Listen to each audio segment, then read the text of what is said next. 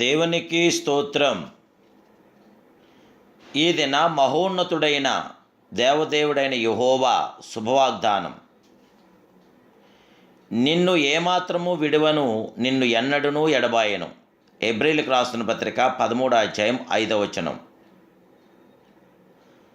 ప్రియా, మహోన్నతుడు, సర్వాధికారి, సర్వజగత్రక్షుడైన దేవదేవుని బిడ్డలారా, ప్రభువైన యేసుక్రీస్తు మహిమ కలిగిన నామములో మీ అందరికీ నా హృదయపూర్వకమైన శుభాభివందనాలు ఈ ఉదయకాల సమయంలో ప్రభు పేరిట మీకు తెలియపరుస్తున్నాను. ఈ దినాన పరిశుద్ధాత్మ దేవుడు మనకిచ్చిన ఈ శుభవాగ్దానం ద్వారా మనందరికీ జయవిజయం, ఆనంద, ఆదరణ, సంరక్షణ కలుగుచున్నది. దేవాదేవుడు చేసిన ఈ వాగ్దానం ద్వారా నిన్ను ఏమాత్రం విడవను, నిన్ను ఎన్నడూ ఎడబాయనని ఆయనే చెప్పాడు. ప్రభు మనకి సహాయకుడు. మనం భయపడొద్దు. నరమాత్రుడు మనకేమీ కూడా చేయలేడు. మనం మంచి ధైర్యంతో దేవాదేవునికి మహిమకరంగా, దేవాదేవుడికి ఘనతగా మన జీవితాలు కొనసాగిందాం. అశాశ్వత ఈ లోకంలో శాశ్వతమైన దేవాది దేవుని మహింపరుద్దాం, ఘనపరుద్దాం, ఆరాధిద్దాం. దేవాదేవుని బిడ్డలారా, మన దేవుడు సర్వ జగత్రక్షకుడు, సర్వాధికారి, మహోన్నతుడు, మహాగణుడు, అద్వితీయ సత్య స్వరూపుడు ఆయన మాత్రమే.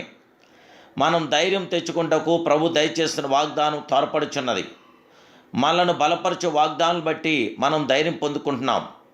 వాగ్దాన వచనాలు పట్టుకొనండి. వాగ్దానం చేస్తున్నవాడు నమ్మదగిన వాడని, ఆయన సర్వ జగత్రక్షుడని, సర్వోన్నతుడని, భూమి ఆకాశం నుంచిన సృష్టికర్త అని, ఆయన చేస్తున్న వాగ్దానాలు బట్టి నమ్మండి, మహింపరచండి, ఘనపరచండి. ఆయన వాగ్దానాలన్నీ క్రీస్తునందు అవును అన్నట్లుగా ఉన్నవి. ప్రియులారా, దేవుడు చేస్తున్న ప్రతి వాగ్దానం మన పట్ల నెరవేర్చబడేదే వాగ్దానం. ఆయన అబద్ధమాటకు ఆయన నరుడు కాడు, పశ్చాత్తాపడటకు ఆయన నరమాత్రుడు కాదు. ఆయన చెప్పి చేయకుండే దేవుడు కాదు, చెప్పింది ప్రతిదీ చేయగల గొప్ప దేవుడు. ఆయన చేస్తున్న శుభవాగ్దానాలు ఒక్కడైనా తప్పిపోయినది కాదు.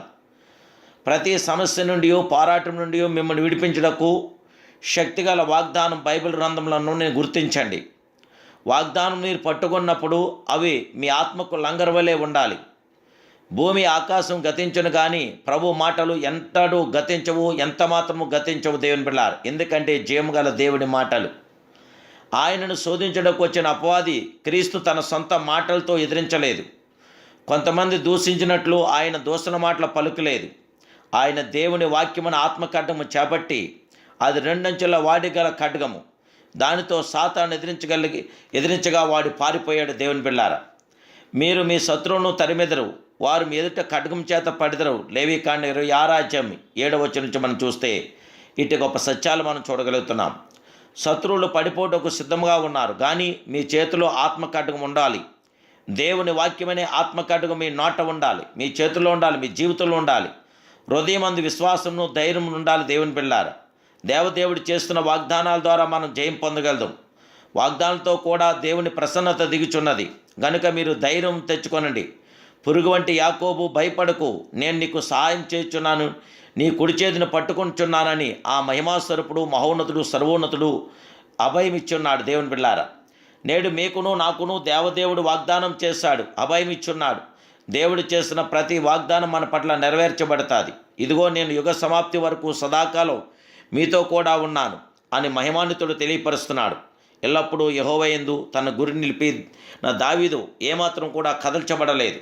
నేడు మీ యొక్క గురి దేవుడి మీద నిలపగలదురా? ప్రభు మీద ఆధారపడగలదురా? పరిశుద్ధాత్మదేవుని యొక్క కార్యాన్ని ఇప్పుడే మీరు పొందగలరు.